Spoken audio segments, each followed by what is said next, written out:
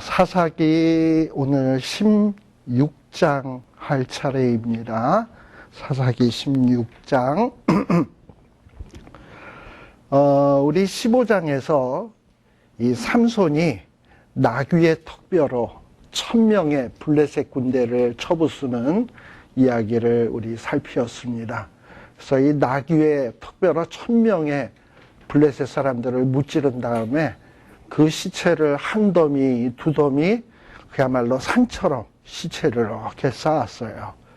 그래서였는지 몰라도, 우리 그곳의 이름을 뭐라고 얘기를 했냐 하면은, 거기를, 17절에 보게 되면, 15장 17절에 보면, 턱뼈를 그 손에서 내어 던지고, 그곳을 라맛 레히라 이름을 했다라고 되어 있습니다. 라맛 레히.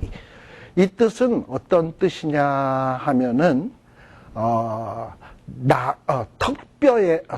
턱의 산, 턱뼈의 산이라는 뜻이에요. 그러니까는, 턱뼈로 시체들을 그냥 산더미 같이 세워가지고, 턱의 산, 턱으로 그냥 쳐부쉈다. 그래서 시체를 산을 이루었다. 그래서 턱의 산이다라는 식으로 이 라맛 레히라고 하는 이름을 짓게 되었습니다. 사사기 16장 1절부터입니다. 그리고 이 라맛 레히에서 처음에 1000명의 이 블레셋 군대를 쳐부수었을 때는 삼손이 흥분을 했는지 아니면 그 승리에 도취됐는지 내가 1000명을 죽였다. 16절에 내가 1000명을 죽였다라고 자랑삼아 이야기를 했어요. 내가.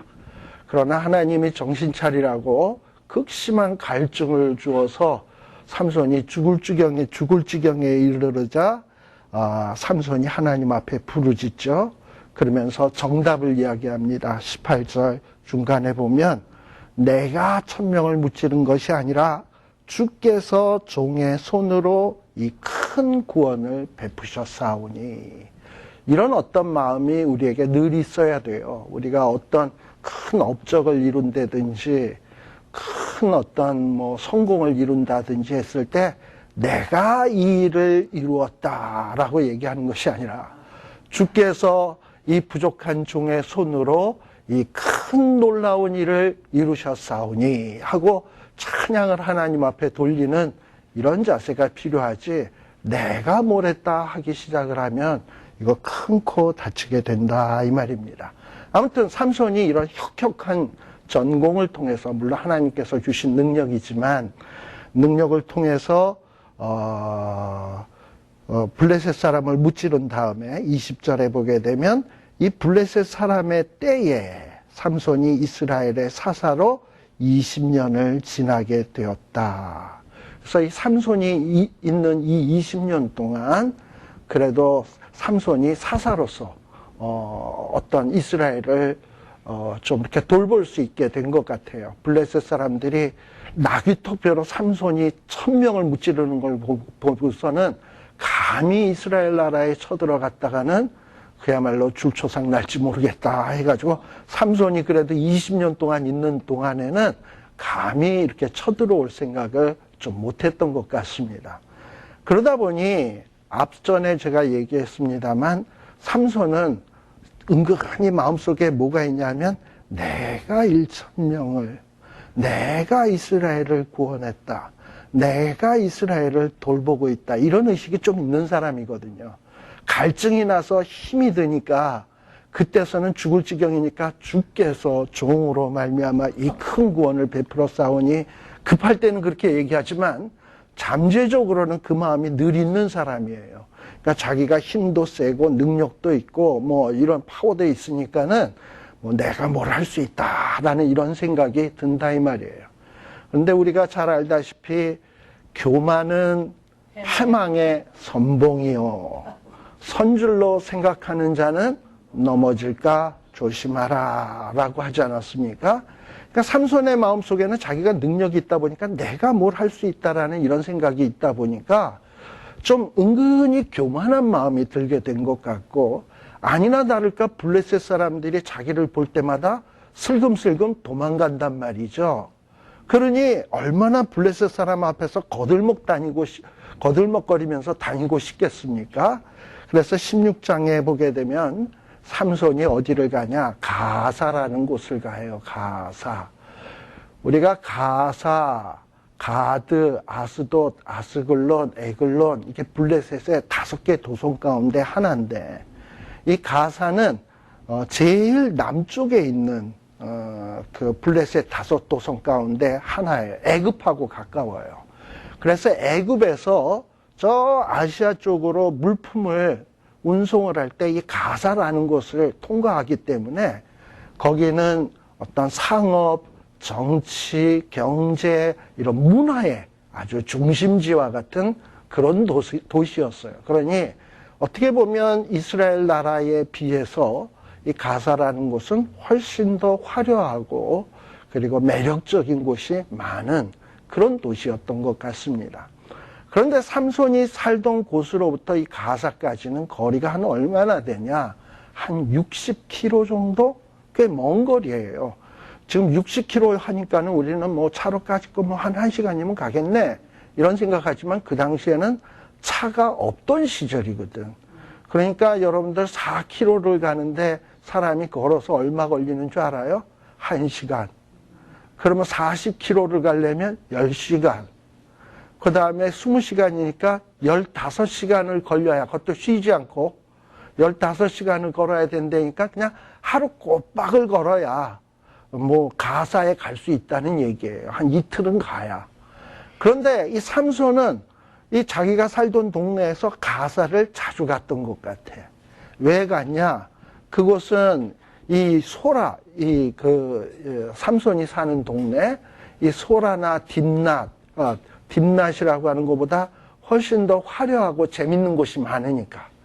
아니나 다를까 가사에 가보니까 기생집들도 많아. 그래가지고 삼손이 가사에 가서, 거기에 가서 한 기생을 보고 그에게로 들어갔다라는 것을 보게 되면 삼손이 이렇게 블레셋 사람들도 자기를 보고 절절 기고 자기가 나귀 턱뼈로 1000명을 때려 죽인 사건이 그냥 온 천하에 알려져서 삼손을 영웅 취급하게 되니까 삼손이 교만해지고 그리고 나태해지면서 뭔가 육체적인 어떤 향락 이런 것에 점차로 빠져들게 되지 않았는가. 그래서 이 가사라는 곳을 자주 가게 되었고 거기에 기생의 집을 가게 되었고 그러면서 이 기생의 집으로 들어갔다라는 거예요. 이걸 보면 사사라고 하는 삼손도 얼마나 그 당시에 별 볼 일 없었는가 하는 것을 알 수 있습니다. 사사가 이 정도인데 일반 평민들은 뭐 더 말해서 무엇하겠습니까?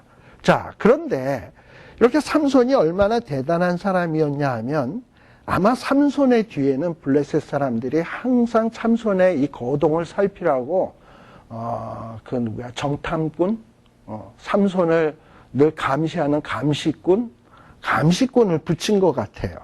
그래서 이 감시꾼이 삼손이 가사에 들어갔다고 합니다. 삼손이 가사 이 동네에 왔다고 합니다.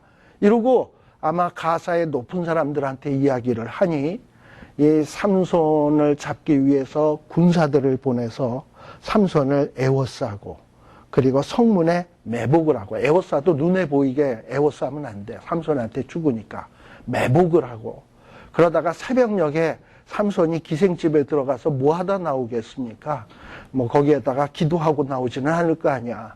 그냥 힘을 거의 소진하고 나올 텐데 소진되었을 때 가서 뒤통수를 쳐서 잡자. 새벽 미명에 가장 힘이 없을 때, 정신이 해롱해롱할 때.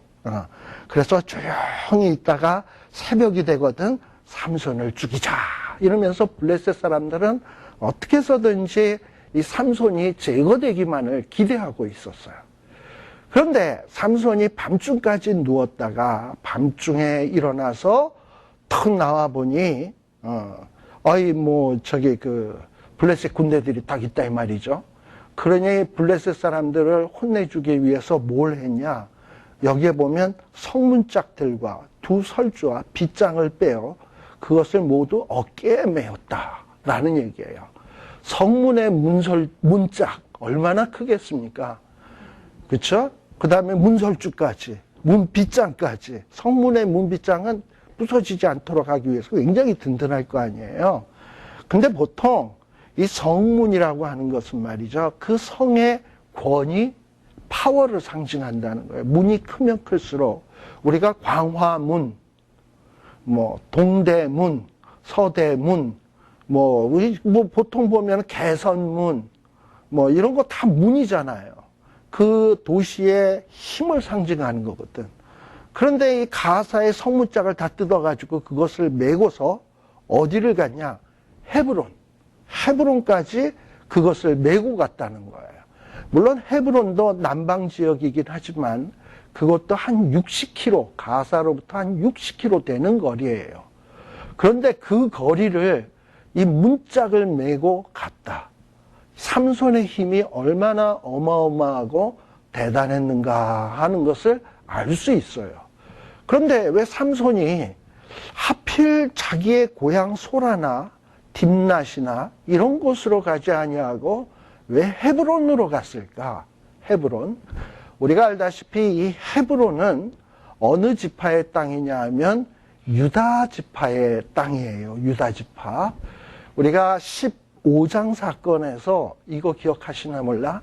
유다 지파 사람들이, 블레셋 사람들이 한 1000명 정도 쳐들어오니까 이 3000명의 유다의 사람들이 삼손에게 가서 너 우리에게 좀 잡혀야 되겠다. 그래서 너는 좀 블레셋 사람에게 잡혀가야 되겠다. 했던 사건 아시죠? 그때의 이 유다 사람들은 얼마나 비겁한 모습을 보였습니까? 근데 그럼에도 불구하고 삼손은 유다 사람들을 책망한다든지 이것들 봐라. 너희들은 가시에 찢겨 죽어야 되겠다. 기드온 때처럼 너희들밖에 모르고 너희들만 아는 이기적인 종자들은 정말 다 죽어야 된다. 삼손은 능히 죽일 수도 있었어요. 근데 그럼에도 불구하고 그들을 치지 아니하고 오히려 블레셋 사람들에게 순순히 잡혀가게 되고 그리고 나귀의 토뼈로 블레셋 사람들을 혼내준 이야기 아시죠? 아마 그런 걸 경험했던 유다의 백성들은 어떤 생각을 했을까요? 삼손에게 대해서. 너무 미안하고 삼손 보기가 창피하고 우리가 어떻게 삼손을 그렇게 할 수가 있었나 비겁하게 어떻게 적들의 손에 우리가 삼손과 같은 동족 형제가 삼손을 넘겨줄 수 있단 말인가 하면서 이런 자책하는 마음 또 그러면서 또 블레셋 사람들을 혼내줘가지고 이스라엘 땅에 평화를 가져오게 된 이 삼손에 대해서 고마움. 이전에는 삼손이 괜히 설치고 다니는 바람에 블레셋 사람들한테 유다 사람들이 자꾸 그냥 협박이나 당하고 공갈을 당하니까 삼손이 귀찮은 존재였는데 이제는 삼손에 대해서 고마움을 갖게 되지 않았겠습니까? 그죠?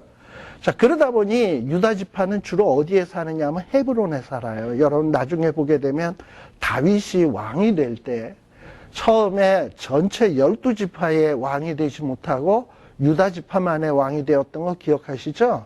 그래가지고 그때 어디서 왕이 되느냐 하면 헤브론이라는 곳에서 왕이 됩니다. 그리고 나중에 한참 지나서 비로소 이제 예루살렘까지 접수를 해가지고 예루살렘에서 왕이 되지요.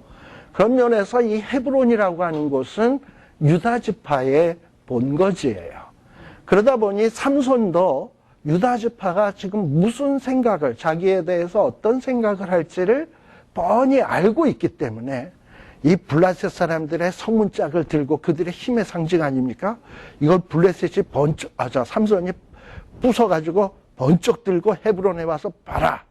블레셋은 나한테 이렇게 꼼짝 못하게 됐다. 이랬을 때 이 유다 지파의 사람들이 얼마나 또 화들짝 놀라면서 삼손에 대해서 인정을 하게 될까요? 그죠?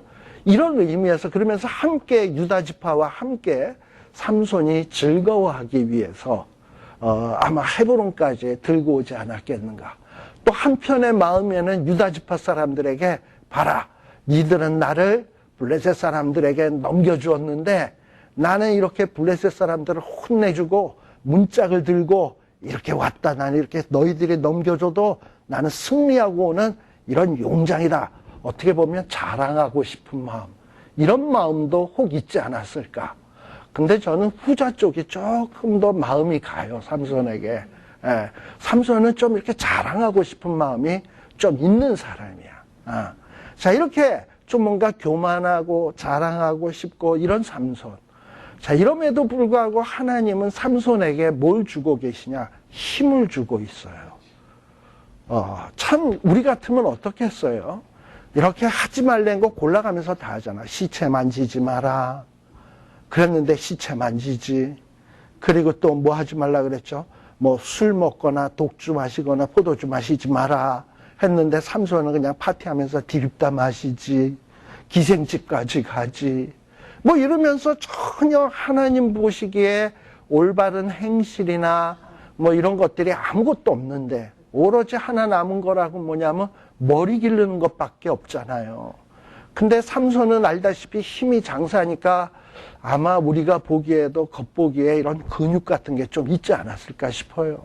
그러니까 이렇게 육체미를 일부러 또 옷을 벗고 다니지 않았을까 싶기도 하고, 우통 내놓고, 그리고서는 또 거울 앞에 서서 우통 내놓고 한번 힘을 빡 주면서 식스팩이니 가슴 근육 탁 이렇게 내밀면서 머리를 갖다가 긴 머리를 한번 촥 한번 휘날리면서 아, 역시 머리는 길러야 돼. 아마 좀 이런 생각은 하지 않았을까. 그러니 삼손인이 나시린으로서 구별된 모습이라고는 오직 한 가지. 머리 기르는 것밖에 없었어요. 나머지는 전혀 나시린답지 않아.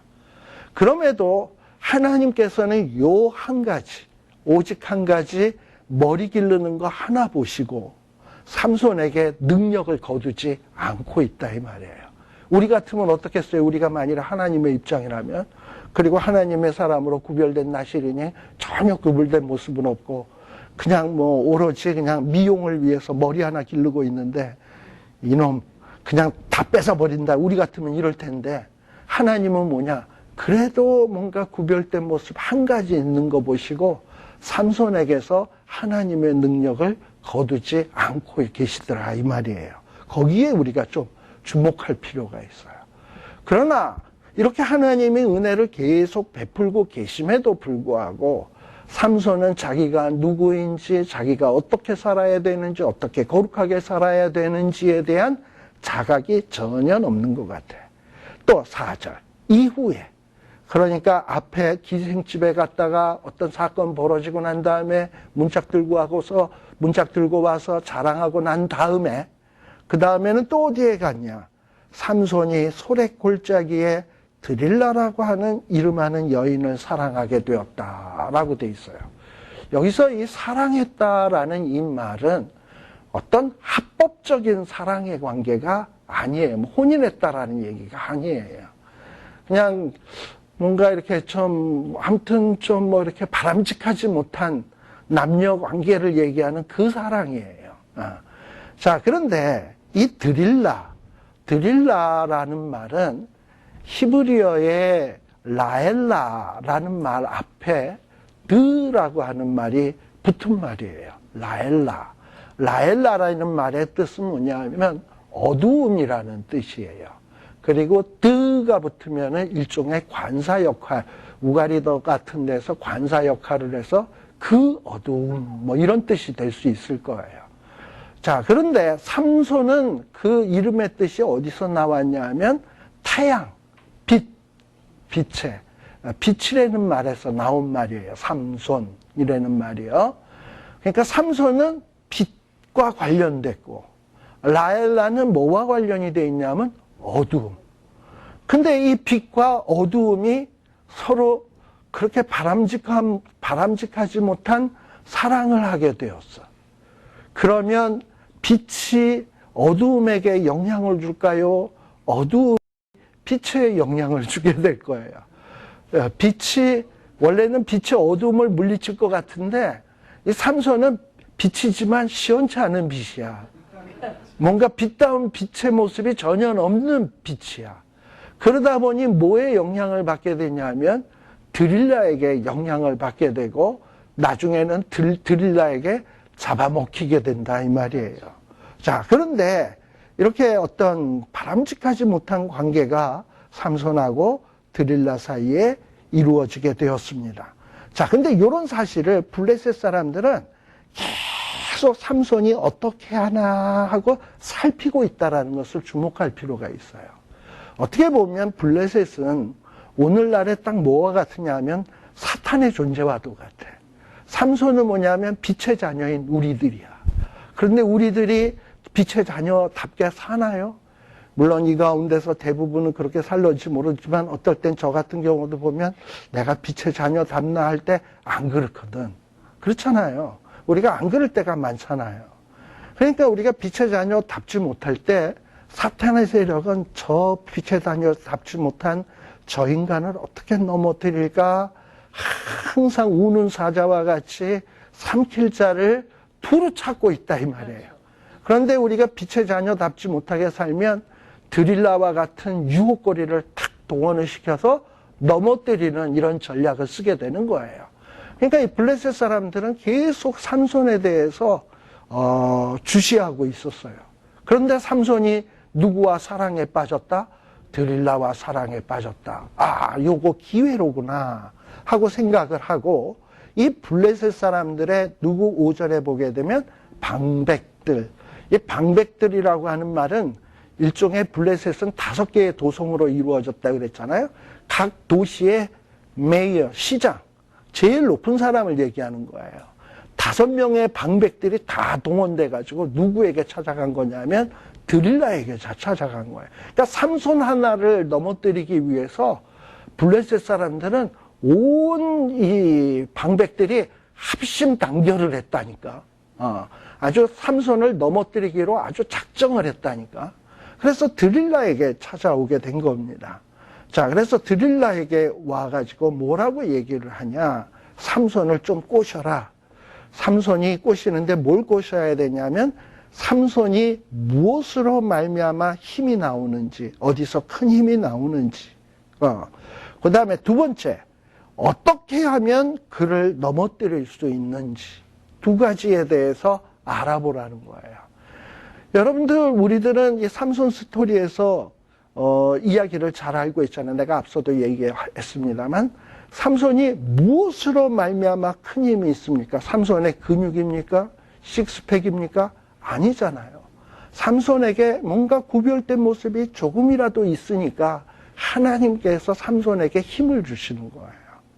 그러니 삼손의 힘을 빼앗는 방법은 무엇이겠습니까? 삼손의 구별된 모습을 제거시키면 삼손은 힘을 잃어버리는 거예요. 소금이 왜 소금입니까? 하얘니까? 아니면 뭐 이렇게 가루로 돼 있으니까? 자기 때문에 소금인 거예요. 근데 이 소금은 뭐 그렇다고 소금이 이쁜가요? 몰라. 아주 순수한 소금, 하얀 소금은 이쁘기도 합니다만 그러나 소금의 중요한 것은 짠맛이 없다면 그것은 아무짝에도 쓸모가 없는 것이듯이 하나님의 백성이 세상과 구별되지 않는다고 한다면 여기서 구별되다라는 것은 뭐 뭘 얘기를 하는 거냐? 제일 중요한 것은 가치관. 무엇을 내가 위해서 사는가 하는 이런 것이에요. 뭐 우리가 세상 사람과 다른 점 많아요. 세상 사람들은 주일날 놀러 가는데 우린 교회 간다. 근데 뭐 이걸 가지고 세상과 구별되다고 얘기를 하나? 그리고 뭐 세상 사람들은 뭐 스트레스를 푼다. 그럼 막 술을 마신다. 이런 걸로 하겠지만 뭐 안 믿는 사람은 술을 안 먹는다. 그걸로 구별된 모습인가? 그거보다는 중요한 것은 내가 무엇을 위해서 사는가? 내 사명이 무엇인가? 나는 무엇을 위해서 내 시간과 생각과 마음과 정성을 돌리는가? 구별이라고 하는 것은 이런 말입니다. 원래 구별되다, 거룩하다라는 이 말은 어떤 뜻이냐 하면은 우리는 구별되다 그러면 세상으로부터의 구별이죠. 성경이 얘기하는 것은 물론 그런 의미도 있지만 중요한 것은 뭐냐면 세상으로부터의 구별도 중요하지만 뭐가 더 중요하냐면 하나님께로 구별인 거야. 이 말의 뜻이 무슨 뜻이냐 하면 이런 거예요. 우리 여기 있는 분들은 다 아실 거야. 요즘은 우리가 보온밥솥통이 있어가지고 밥을 따뜻하게 데피는 것이 하나도 문제거리가 아닙니다만 옛날에 보온밥솥이 없던 시절에 아버님들이 퇴근하고 들어오는 것을 미리 준비하기 위해서 어머니는 어떻게 합니까? 밥을 해서 밥그릇에다가 밥을 넣어가지고 온돌 아랫목에다 놓고 이불을 덮어놓고 따뜻하게 해놓고 기다리잖아. 누구를 위한 구별입니까, 그게? 남편을 위한 구별인 거야. 이거는 누구 거? 아버지 거. 그거 손댔다가는 큰일 나죠. 그런 것처럼 뭐냐 하면은 하나님께로 구별한다라는 것은 이거는 하나님 거. 내 삶은 하나님 거, 내 삶의 목적은 하나님을 위하고 나는 먼저 그의 나라와 그의 의의를 위하여 사는 사람, 이런 생각이 이게 구별이에요. 근데 삼손은 그런 생각이 별로 없이 오로지 누구와 삼손이 주로 짝하고 지내냐 하면 블레셋 여인, 블레셋 기생, 그리고 이제는 어둠의 여인 드릴라. 삼손에게는 3명의 여인이 있었어요. 이렇게, 그죠? 기생도 있었고 드릴라도 있었고 앞에 삼손이 결혼했던 여자도 있었고, 근데 다 한결같이 어디 여자들이냐? 블레셋 여자들이야. 그러니 삼손은 자기가 어떤 구별된 자로서 이스라엘 여자들은 거들떠도 안 보고 그냥 블레셋 여자들만 그냥 헬렐레 해가지고 따라다녔다 이 말이죠. 그러니 삼손이 이렇게 구별된 모습, 마지막 머리까지 잘리게 되면 곤고해지는 것은 너무나도 당연한 일이에요. 근데 이 드릴라와 삼손이 사랑했다고 돼 있는데, 근데 이 사랑이 과연 진짜의 사랑인가? 여기 5절에 보게 되면 이 드릴라에게 5 방백들이 와가지고요, 드릴라에게 뭐라고 유혹을 하느냐? 너 삼손이 어떻게 하면 어떻게 해서 그 큰 힘이 있는지, 어떻게 하면 그 힘을 빼앗을 수 있는지, 그래서 곤고하게 만들 수 있는지 알아봐달라. 그리하면 너에게 돈을 얼마를 주느냐 하면 은 1,100을 주겠다. 보통 은 하나가 한 세겔이라고 얘기를 해요. 보통 은 한 세겔이 얼마냐? 일반 성인 남자 4일치 품삯이에요. 은 한 덩어리가 4일치 품삯이니까 100세겔이면 며칠치? 400일. 400일이면 거의 1년. 그쵸? 1000이면은 10년. 근데 1100이니까 10년이 훨씬 넘는. 그러니까 품삯을 받아도 하나도 안 쓰고 그냥 고스란히 저축만 한다고 해도 1100인 거야. 성인 남자가. 그러니 이 돈이 얼마나 어마어마한 액수인지 아시겠습니까? 우리 예수님이 은 얼마에 팔리셨죠? 30. 요셉이 얼마에 팔렸죠? 은 20. 그런데 지금 이 삼손을 이렇게 넘기게 되면, 삼손의 비밀을 알아오게 되면 은 1,100을 주겠다. 그러니 이 삼손의 몸값이 얼마나 대단한가 하는 것을 아마 짐작할 수 있으리라고 생각을 합니다. 그러니 이 정도의 돈이라면 드릴라가 마음이 혹할까 안 할까? 혹하죠. 그러니 이 비밀은 어떻게 해서든지 알아내야 되겠다라고 결심할 수밖에 없겠죠. 그러니 이 드릴라는 이 삼손을 사랑한 게 아니야. 드릴라가 진짜 원하는 것은 뭐냐면 은 1,100인 거예요. 자, 그래서 이 드릴라는 때를 얻든지 못 얻든지 삼손의 비밀을 알아내는데 큰 혈안이 되어 있습니다. 그래서 6절에 보면 삼손에게 이야기하죠. 당신의 큰 힘이 무엇으로 말미암았는가? 또 어떻게 하면 능히 당신을 결박하여 곤고케 할 수 있는가? 드릴라가 한 3번에 걸쳐서 이 질문을 하게 돼요. 근데 이 질문을 삼손에게 한다라는 것은 뭡니까? 삼손은 어떻게 보면 이스라엘 백성의 대표이죠. 너에게 어디에서 큰 힘이 나오는가? 너는 어떻게 하면 네 힘이 곤고하여지는가? 삼손이 알아요, 몰라요? 알지. 아는데 이걸 제대로 못하고 있는 거야. 제가 여러분들에게 우리의 힘은 어디서 나옵니까? 하고 물어보면 어디서 나온다라고 대답할까? 우리의 힘은 하나님에게로서 나옵니다. 여러분들의 힘은 어떻게 하면 없어집니까? 우리가 하나님 앞에 제대로 못 살면 없어집니다. 알긴 잘 알지. 그런데 진짜 사는 삶 속에서 그러하냐 이 말이에요. 그런 것을 고백하는 것처럼 사냐 이 말이에요. 이게 어떻게 보면 이런 말을 반복한다라는 것은 일종의 삼손을 꾸짖고 있거나 꼬집고 있는 거예요. 삼손의 잘못을. 자, 그런데 이 드릴라가 물어보는 거죠. 자, 그랬더니 삼손이 뭐라고 얘기합니까? 아마 삼손도 이 드릴라에게 자기의 비밀을 말해주고 싶지는 않았던 것 같아. 자, 그래서 뭐라고 얘기하냐? 7절, 마르지 아니한 푸른 칡 7으로 나를 결박하면 내가 약하여진다. 다른 평범한 사람같이 된다. 그랬더니 그 블레셋 사람들이 이 드릴라에게 주문한 대로 마르지 아니한 푸른 칡 7을 가져다 주죠.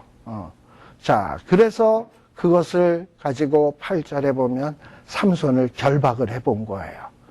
그런데 이 블레셋 사람들은 이미 이렇게 결박하면 딱 삼손을 잡기 위해서 집 안에 아예 군인이 매복을 했어. 얼마나 철저히 준비했는지 몰라요. 또 드릴라는 삼손을 딱 묶어놓고서는 블레셋 사람들이 왔어요 하고 얘기를 하니까 삼손이 그 마른 칡, 마르지 아니한 푸른 칡, 이것을 완전히 불타 그냥 흐물흐물해진 실처럼 투두둑 끊어버리고 블레셋 사람들을 때려 눕혔겠죠. 자, 그 다음에 10절. 그랬더니 또 드릴라가 삼손에게 이야기하기를 당신이 나를 속였다. 내게 거짓말했다. 어떻게 하면 당신을 결박할 수 있는지 말해라. 그랬더니 또 11절에 보면 쓰지 아니한 세 줄, 뉴원, 중고가 아니고 세 줄로 나를 결박하면 내가 약하여진다. 그랬더니 또 드릴라가 세 줄을 구해서 삼손을 결박을 합니다. 당신에게 미쳤다. 그랬더니 또 이 블레셋 사람들이 왔어야 했더니 줄을 또 투두둑 끊어버리고 내실에 매복한 사람을 혼내줬겠죠. 자, 그리고 또 13절에 보게 되면 또 뭐라고 얘기하냐. 드릴라가 또 삼손에게 막 울면서 나를 희롱했다, 거짓말했다, 당신은 나를 안 사랑하는 것 같아 하면서 베레벨 얘기를 하면서 삼손을 또 유혹하기 시작을 했겠죠. 자, 그랬더니 그 다음에는 뭐냐면 머리털 7가닥을. 자, 그러면서 슬슬 머리털로 접근해 가기 시작합니다. 그래서 머리털 7가닥을 위선에 섞어 짜면 되리라. 여기 위선이라고 하는 것은 뭐냐면 배틀처럼 이게 그 실 같은 걸 만들기 위해서 이렇게 우리 그 배틀 같은 거 이렇게 돌리잖아요. 그런 걸 얘기하는 거예요. 자, 거기에다가 7털을 섞어서 실을 짤 때 배틀에다 넣어서 섞어서 짜서 이 줄을 만들어서 나를 매면 된다라는 거죠.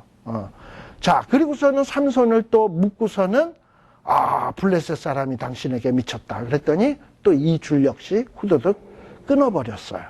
15절에 보게 되면 드릴라가 삼손에게 이르되 당신의 마음이 내게 있지 아니하면서 당신이 어찌 나를 사랑한다 하느냐 낱말하고 있죠. 진짜 이 여자도 마음이 어디에 있습니까? 삼손에게 있습니까? 은 1100에 있죠. 사탄은 우리에게 원하는 건 딱 하나예요. 사탄은 절대 우리 안 사랑해. 우리를 넘어뜨리려는 게 사탄의 목적이야. 그러나 사탄은 달콤하게 우리에게 뭐라 그러냐면 나야말로 널 사랑한다고 그런다고. 그런 속임수에 넘어가서는 안 돼요. 원래 사탄은 원래부터 거짓말하는 자라고 성경에 기록이 돼 있어요. 사탄의 말을 믿어서는 안 돼. 드릴라는 어떻게 보면 사탄의 세력을 대표하는 어두움의 딸이야. 그런데 사랑한다고 하면서 지는, 사랑한다고 하면서 당신이 마음이 내게 있지 아니하면서 어찌 나를 사랑한다 하느뇨. 피장파장인데 사실은. 그러면서 말하지 아니했다. 이러고서는 눈물을 흘리면서 삼손을 또 유혹하기 시작을 했습니다.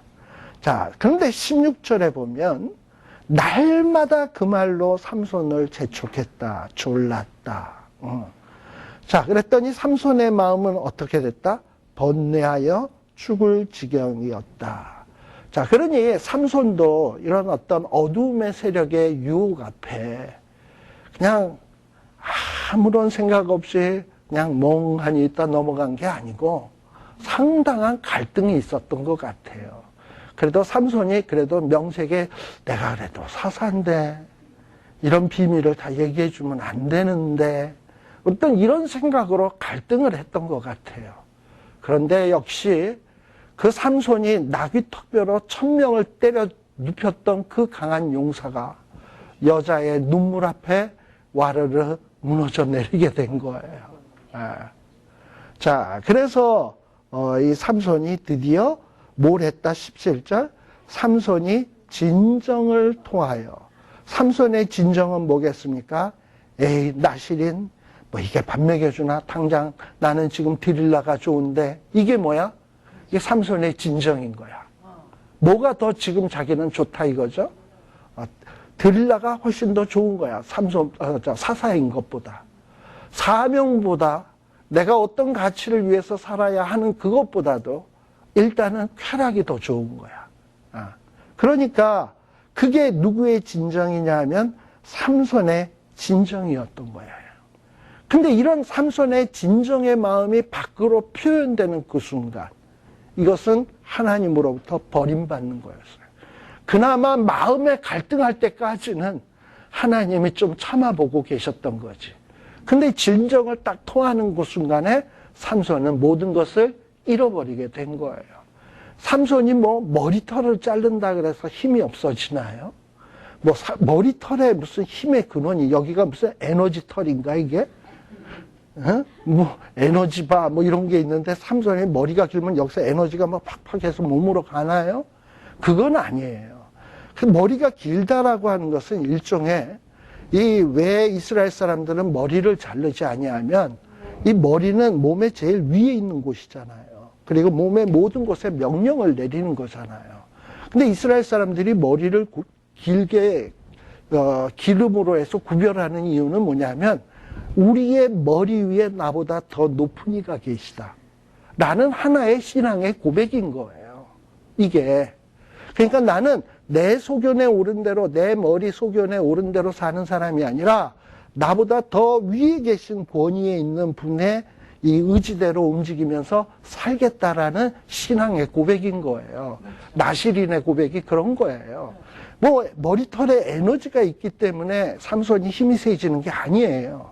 그러니까 나보다 더 위에 계신 분이 나에게 힘을 주어서 내가 힘이 생긴다라고 하는 고백이 있을 때 하나님이 그 사람에게 힘을 주는 거예요. 그런데 삼손이 지금 진정을 토했다라는 것은 뭐냐면 그까지 고백이 뭐 중요하냐. 지금 내게 있어서 중요한 것은 쾌락이요 즐거움이다라는 거예요. 이것을 위해서라면 이까짓 거 뭐 얘기해 준다고 무슨 이러고서는 마치 하나님이 주시는 능력, 은혜 이것을 이 여자가 이 어두움의 여자가 주는 쾌락보다도 하찮은 것으로 여긴 것이야. 마치 에서가 하나님께서 주시는 장자의 고난을 팥죽 한 그릇보다도 못한 것으로 여긴 것과 같은 하나님의 그 권위, 은혜, 축복에 대해서 완전히 멸시천대하는 불순종의 아주 불순한 행동이 이 행동이라 이 말이에요. 이런 행동을 딱 보이는 그 순간에 이미 삼손의 힘은 없어진 거예요. 자, 그리고 또 18절 어떠합니까? 삼손의 진정을 다 토함을 보고 자, 17절에 보면 삼손이 진정을 토해서 뭐라고 얘기하냐? 내 머리에 삭도를 대지 아니하였나니. 왜 삭도를 대지 아니하냐? 자기는 하나님의 것으로 구별되었다라는 거예요. 그게 나실이냐. 나실이는 세상으로부터 구별된 것이 아니라 하나님 것으로 구별된 사람인 거예요. 그래서 그 의미로 나는 이제 하나님의 명령에 순종하면서 살겠다라는 의미로 머리를 기르는 거예요. 그리고 하나님의 것이기 때문에 부정해서는 안 되기 때문에 시체를 가까이 안 하는 거예요. 하나님이 거룩하니까. 그리고 왜 또 독주나 포도주를 마시지 아니하면 술은 사람 몸에 들어가면 술은 사람을 지배해요. 근데 나실이는 누가 지배를 해야 되냐? 하나님이 지배해야 되는 거예요. 그렇기 때문에 그런 어떤 신앙의 고백의 표현이 뭐냐면 술을 가까이 하지 아니하며 또 시체를 가까이 하지 아니하며 머리를 기르는 것이었어요. 사실 뭐 그 세 가지를 안 한다고 해서 힘이 저절로 생기냐? 힘이 생기려면 날마다 운동을 해야 되고요. 이래야 자연적으로 그러는 것이 이거 한다고 힘이 생기나요? 그러나 하나님이 주시면 힘이 생기거든. 근데 이런 고백이 있을 때 삼손이 힘이 있는 것인데, 이런 고백을 해버리고, 그리고, 어두움의 딸이 주는 쾌락이 좋아서 이런 어떤 금기해야 될 것을 하찮은 것으로 여겼다면, 하나님께서 그것을 보시고, 이 삼손을 버리게 되는 거죠.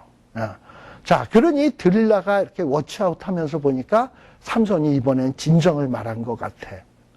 그래서 이번에는 누구를 부르냐? 이전에는 블레셋 사람들이 내실에 매복해 있었는데, 이제는 내실에 매복도 안 하는 것 같아. 왜냐? 이 드릴라는 이미 양치기 소녀가 돼버렸어요. 그러니까는 늑대가 나타났다. 뭐 이러면은 와보니 늑대가 없고, 뭐 삼손이 힘이 없어졌다. 이러고 얘기를 해서 가보니 힘이 펄펄 날고, 이거를 지금 3번씩이나 그랬거든. 그러니까는 이제는 블레셋 사람들도 이 드릴라의 말을 믿질 않는 거예요. 그러다 보니 이 드릴라도 이번에는 굉장히 집요함을 보입니다. 뭐냐면 18절에 보게 되면 진정을 토함을 보고 아주 유심히 봤죠. 그리고서는 진정을 토했으니 이번 한 번만 와라. 한 번만 와라. 그리고 19절에 보게 되면 삼손의 머리털을 밀고선요. 그리고 삼손을 진짜 괴롭게 해봤어. 그러니까 이런 게 뭐냐면 진짜 힘이 없나 있나 실험을 해본 거야. 이전에는 드릴라가 이런 실험을 안 해봤어요. 근데 만일에 이번도 거짓말인 걸로 판명되면 자기는 죽을지도 모르잖아. 은 1,100은 고사하고. 근데 테스트를 해보니까 진짜 힘이 없어졌거든. 그래가지고 이 블레셋 사람들을 오라 그러고 확인 사살까지 해보고, 그리고서 블레셋 사람이 미쳤다 하니까 삼손은 이미 어떻게 되었냐? 힘이 몸에서 떠나버렸어요. 이것을 20절에서는 뭐라고 얘기를 했냐? 여호와께서 이미 자기를 떠나신 줄을 뭐 했더라? 깨닫지 못하였더라 라는 거예요. 하나님의 백성에게 가장 하나님의 백성으로서의 분명한 표식이 뭐냐? 하나님이 함께 하신다는 겁니다. 하나님이 안 함께하는 하나님의 백성, 소위 하나님의 백성, 이거는 뭐와 똑같으냐? 짠맛을 잃어버린 소금과 똑같은 거예요. 아무짝에도 쓸데가 없어요. 여러분들 이스라엘 땅을 한번 생각을 해보십시오. 이스라엘 땅은 북쪽을 보통 우리가 북이스라엘, 남쪽을 유다라고 얘기했죠. 솔로몬 이전에는 이게 다 하나였습니다만, 그거 다 합해서 북이스라엘과 남유다를 합해봐야 우리 대한민국의 경상도 넓이밖에 안 돼요. 한 나라가 그 정도 넓이밖에 안 돼. 그러니 거기에 또 3분의 2가 뭐냐 하면 그냥 별로 대단치도 않은 무슨 뭐 자원이 풍부한 산도 아니고 그냥 산이야. 농사 짓기도 힘든 산. 그런 땅이에요. 그리고 또 지하 자원이 많으냐? 그런 것도 별 없어요. 그런데 이 이스라엘 땅 주변에는 북쪽으로는 이제 뭐가 있냐? 유럽이 있고, 동쪽으로는 아시아가 있고, 남쪽으로는 아프리카가 있어요. 3개 대륙이 이렇게 서로 이렇게 둘러싸고 있는 한 중앙이 어디냐? 이스라엘이라고 하는 땅이야. 그 조그만 땅. 그 조그만 땅을 하나님께서 주신 이유는 뭐냐? 그 땅으로 치면은 뭐 미국이니 소련이니 중국에 비하면 얼마나 별 볼 일 없어요. 그런데 하나님께서 그렇게 조그만 땅을 이스라엘에게 주시면서 너는 내 백성이다, 나는 너의 하나님이다 라고 하신 이유는 하나님이 함께함으로 애굽도 이기고 바벨론도 이기고 하는 이런 능력을 보여주고 싶었던 거예요. 그래서 세계 대륙에 있는 모든 사람들에게 그 조그만 나라와 하나님이 함께하면 얼마나 대단한 능력이 나타나는지를 만세계에 보여주고 싶었던 거예요. 우리 하나님께서 우리가 남보다 뭐 여러분들 우리 여기 가운데 한 IQ 180 이상 되시는 분 계시나요? 없잖아. 저도 아니거든. 뭐 돈 한 1,000만 불 이상 갖고 계신 분 계시나요? 없잖아. 내 세상에는 그런 사람들 많이 있어요. 있다고요. 머리도 좋고 학벌도 좋고. 근데 하나님은 그런 사람들을 택해서 너는 내 백성이다, 내 아들이다, 내 자녀다 하지 아니하고, 어떻게 보면 세상적으로 잘나지도 않고 뭐 이렇게 뛰어나지도 않은데 지극히 미천한 우리를 붙드셔서 믿음 주시고 믿게 하시고 의롭다 치게 해주시고 너는 내 딸이다, 내 아들이다 삼아주시는 이유는 뭐냐? 하나님이 함께 하심으로 나를 통해서 위대한 하나님의 능력을 보여주고 싶은 거예요. 그런데 이런 우리에게 하나님이 없다? 나만 존재한다? 그러면 뭐 이거 바깥에 굴러다니는 돌 되는 거지 뭐. 이리 채이고 저리 채이는 거지. 예. 그러니 하나님이 바로 그걸 보여주고 싶었던 겁니다. 자, 그런데 삼손에게 드디어 하나님이 아니 계시다. 암만 육체미가 있고 머리가 길어도 삼손은 아무짝에도 쓸모없는 사람이 돼버린 거예요. 그런데 쓸모없는 사람이 되었는데 더더욱 슬픈 것은 뭐냐 하면 자기에게 하나님이 떠나셨는지를 삼손이 알지 못하더라라는 것이 어떻게 보면은 참 서글픈 이야기라는 거죠. 네. 하나님이 나에게서 떠났다. 그런데 나에게서 떠났는지 함께 계시는지, 왜냐하면 함께 계실 때도 뭐 하나님이 있건 없건 난 상관없어. I don't care. 떠나도 I don't care. 이러고 살았으니 떠나도 알 턱이 없고 있어도 알 턱이 없고 이런 사람이 돼버린 거야. 그리고 여전히 자기가 힘이 있는, 자기가 잘나서 힘이 있는 줄 알아. 그러나 힘을 쓰는데 뭐 힘이 있나요? 결국 어떻게 됩니까? 21절에 보시게 되면 블레셋 사람들에게 잡히게 됩니다. 더더욱 안타까운 것은 삼손의 두 눈을 빼게 돼요. 그리고 삼손을 노줄로 매게 되고요. 그리고 맷돌을 돌리게 합니다. 특별히 여기 민수기 6장 10절 이하에 보게 되면 우리 나실인의 규례가 나와요. 민수기 6장 10절에서부터 보게 되면 한번 보세요. 민수기요? 예, 민수기 6장. 우리 이전에 민수기 할 때 했던 내용입니다만 다시 한번 보세요. 민수기 6장 1절부터.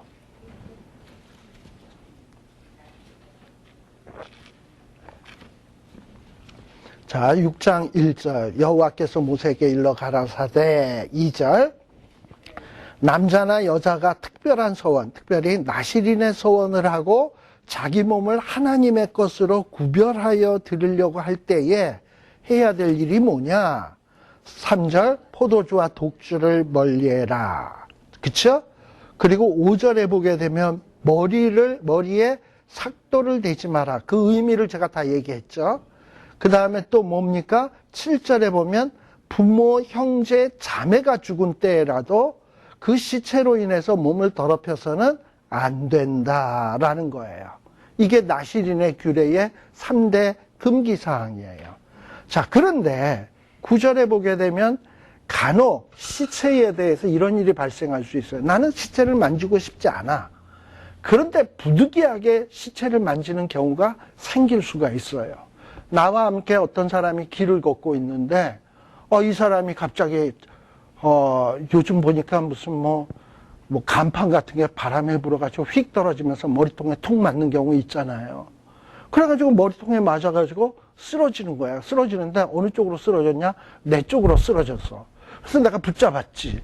그래서 일어나 이랬는데 안 일어나. 이미 숨을 거뒀어. 그럼 나는 지금 뭘 안고 있는 거예요?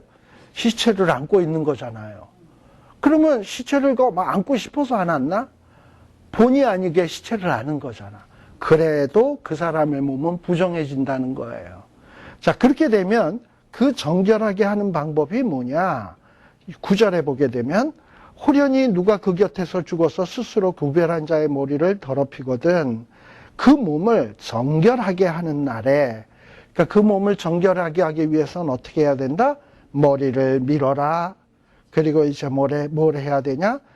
8일에 산비둘기 2마리나 찝비둘기 2마리를 가지고 제사장에게 하나님 앞에 드려라. 그리고 그 하나를 뭐로 해라? 속죄제물. 하나는 뭐로? 번제물로 드려라. 그리고 12절에 보면 자기 몸을 구별하여 여호와께 드린 날을 새로 정해라 라는 거예요. 제가 나실인에 대해서 일평생 나실인이고 템포러리 나실인이 있다 그랬잖아요. 템포러리 나실인인 경우에 내가 한 2년만 나실인으로 살아야 되는데 1년 나실인으로 생활하다가 그만 몸이 부정하게 됐어. 그러면 이제 정결례를 통해서 다시 2년을 해야 되는 거야. 지나간 1년 동안 했던 건 무효인 거야. 그러니까 삼손 같은 경우에는 나서부터 죽을 때까지 나실인이니까 이제 지금까지 해온 건 다 무효야. 그럼 이제서부터 죽을 때까지는 이제 나실인으로서 다시 정결례를 드려야 되는 거예요. 근데 이 정결례를 드리는 데는 첫 번째는 뭐냐면 머리를 밀어라. 두 번째는 비둘기 2마리. 하나는 속죄제물, 하나는 번제물로 이렇게 드려야 되는 거예요. 그리고 날을 새로 정해서 다시 시작해야 되는 거예요. 자, 그런데 아까 삼손이 뭔가 이제 구별된 모습을 상실하는 게 뭐였다고요? 그 마음의 진정을 토했을 때. 사실 사람의 말이나 행동은 어디에 표현이냐면 마음의 표현이에요. 삼손이 그동안 마음에 드리라는 말을 듣고 번뇌하고 갈등을 했다라는 것은 그나마 아직 구별된 모습이 남아있다는 거야. 세상의 사람들은요, 죄를 지으면서도 전혀 양심의 가책이나 번뇌가 없습니다. 왜요? 그들은 뭐 하나님을 생각하지 않으니까, 애초부터. 그러나 우리는 뭐냐면, 뭔가 죄를 지으면 하나님 앞에 무슨 벌 받을 것 같기도 하고, 두렵기도 하고, 떨리고 하고, 마음에 갈등이 있어. 그러면서도 연약해서 쓰러지지. 이거는 그래도 뭐냐 하면은, 뭔가 세상과 구별되고 내가 하나님의 것이기 때문에 다른 점이 있는 거예요. 근데 이제 어느 순간인가 뭐냐면 에이까지 것, 내가 하나님의 것인 게 뭐 중요해? 지금의 즐거움이 중요하지? 딱 이런 결정을 내리고 내 진정을 그쪽으로 마음을 딱 하는 순간 나에게 있어서 구별된 모습은 상실되는 거예요. 그 순간에 뭐냐면 나는 이미 나실인 하나님의 것으로서 구별된 자의 모습을 상실해버렸기 때문에 힘이 없어지는 거예요. 그러면 정결례를 다시 시작해야 돼. 근데 삼손은 자기가 정결례를 드리고 싶어서 정결례를 드린 게 아니라 본의 아니게 정결례를 드리기 시작합니다. 일단 삼손이 마음의 진정을 통하는 순간 상실을 했어요. 그랬더니 이제 머리를 밀리웁니다. 누구의 손에 의해서? 본인의 손은 아니지만 드릴라의 손에 의해서 머리가 밀리우고요. 그 다음에 눈 2알을 뺍니다. 근데 눈 2알은 원래는 정결례는 비둘기 2마리를 드려야 되지만 그냥 비둘기를 대신해요. 눈 1알, 또 1마리, 하나는 속죄제물로, 하나는 또 뭘로? 번제물로. 이렇게 해서 드리는 거예요. 그리고서는 이제부터 뭘 하느냐? 아주 처절하게 자기의 죄의 대가를 치르는 겁니다. 뭘 하는 거냐? 맷돌을 돌려요. 보통 이 맷돌은 누가 돌리나? 조그만 맷돌은 사람이 돌리지만 이스라엘 백성들, 블레셋 사람들의 큰 맷돌이 있는데 이건 짐승이 돌리는 맷돌이 있어. 근데 이런 맷돌은 삼손이 지금 이걸 돌린다 이 말이죠. 구별된 하나님의 백성 영웅 삼손이 지금 뭐만도 못한 자가 되었냐? 짐승도 2눈깔은 있어요. 근데 2눈깔 없는 짐승보다 짐승 이하의 삶으로 내려가서 맷돌을 돌리는 신세가 되어버린 거예요. 그러니 얼마나 비참합니까? 그쵸? 네. 삼손의 모습이 이렇게 되어버린 거예요. 그런데 자 22절에 보니까 머리털이 밀리운 후에 다시 자라기 시작하니라. 그러니까 머리털 자르고 눈 뽑고 속죄제 드리고 번제 드리면 그날로부터 다시 뭐 하는 거죠? 이제 정결케 되었으니까 뭔가 다시 시작하는 거잖아요. 머리털이 다시 자라기 시작했다라는 것은 은근히 뭘 암시하는 거냐면 삼손의 구별된 모습이 다시금 회복되기 시작한다라는 거야. 어떻게 보면 지금 그런 모습을 은근히 지금 암시하고 있는 겁니다. 자, 그리고서는 이제 삼손의 마지막, 이제 사사로서의 드라마틱한 장면이 나오게 되는데, 이 부분은 우리 잠시 쉬었다가 하도록 하겠습니다.